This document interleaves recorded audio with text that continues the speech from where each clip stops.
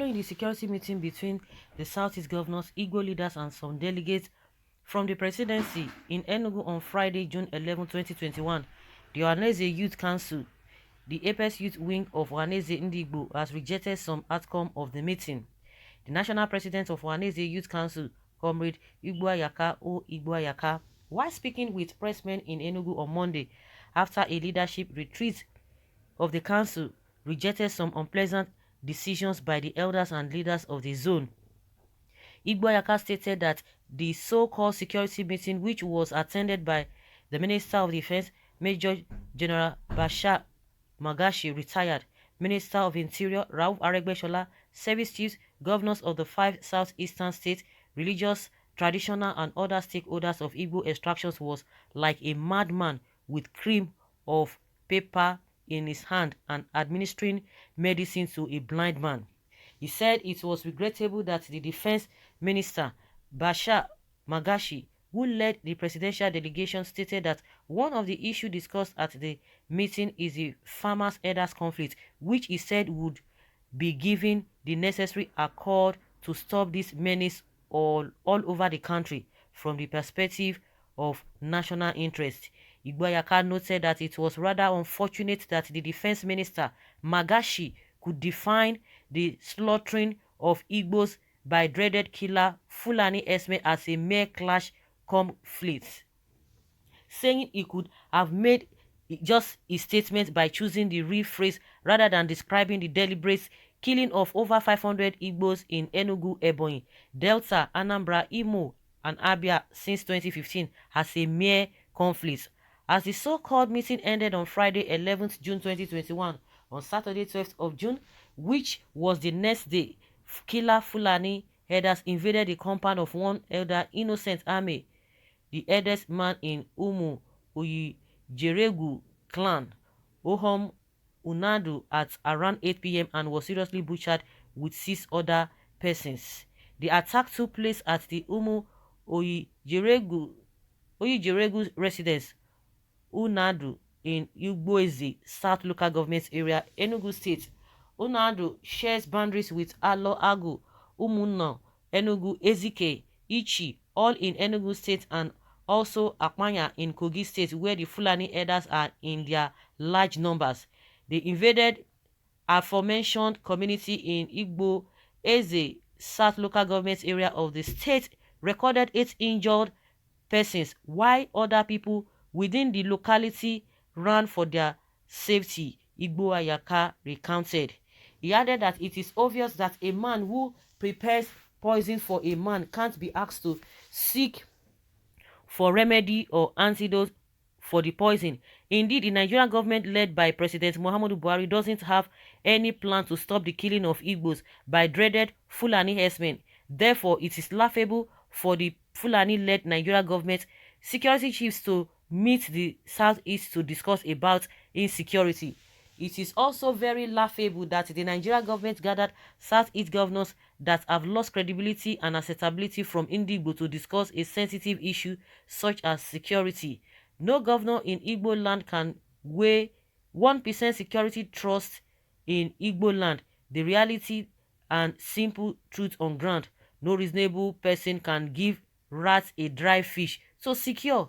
Southeast governors are like Nkita, Taraopopo, Ayanwarawa ya na Olu, a dog that eats the bone hanging on its neck. Commenting on the Biafra agitation in the region, the Igbo youth leader cautioned that it should be clear to Governor Dave Umahi and other 4 governors of the Southeast that the issue of agitation for secession cannot be discussed without the Igbo youth agitators. They lack the mandate to discuss such matter because the Southeast governors represent only the interests of 3% of Ndigbo. Like Governor Umahi stated, those who dish out hate speeches from our region, threats of violence or secession, do not speak for Southeast. I repeat, we the Southeast people are not for secession. We don't support it. We don't call for it. In reaction to Umahi's statement, Igboayaka noted that such unguided utterances is what is fueling agitations and crisis by separatist groups in Igbo land. It is obvious that the Southeast governors' speeches over the plight of Igbo youth is not salted. thereby proving the point that Southeast is barren of leaders and representatives. The insecurity challenges in the Southeast shouldn't be an elite project, otherwise it may increase the large proportions as the gap between the Igbo youth and elders increases. Crimes and insecurity also increases in Igbo land. The Southeast governors must climb down from their elite mentality of approaching the huge security challenges confronting us in Igbo land, or stay in the state of confusion while insecurity increases in Igbo land.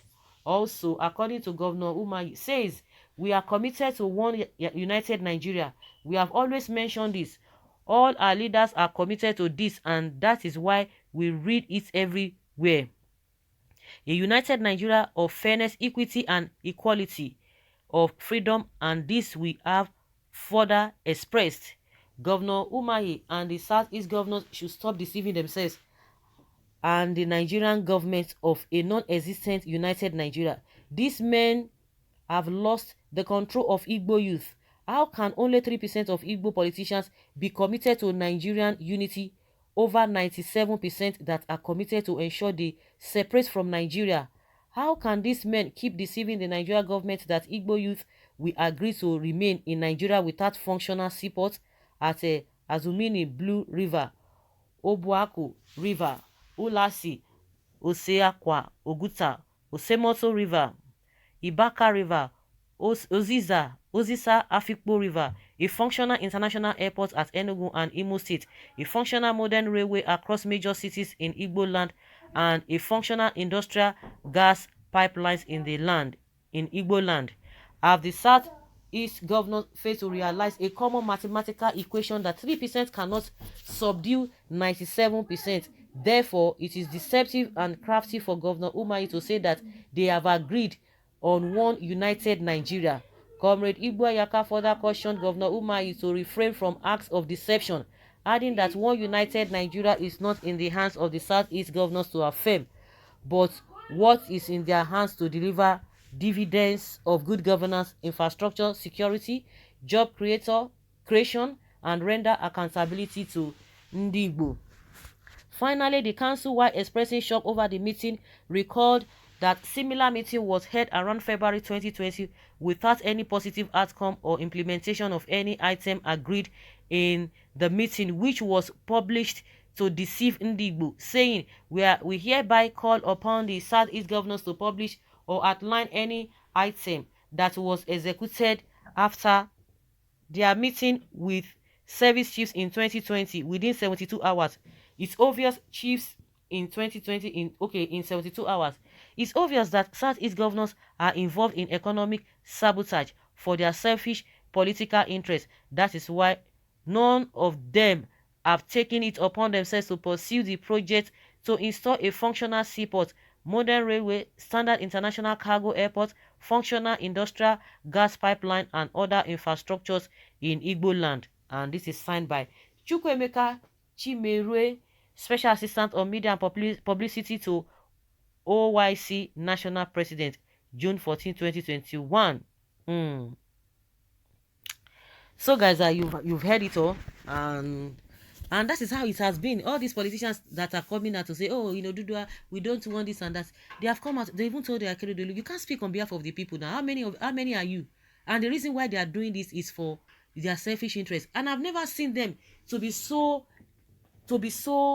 moved to make sure that things are working. 33% unemployment, 33.3%, and nobody saying anything about it. See our exchanges, see everything, see insecurity. They are not coming out, but they can be meeting so that Nigeria will not break up. So guys, let's hear your opinion concerning what OHANAEZE youth worldwide have said, their own position concerning this whole thing.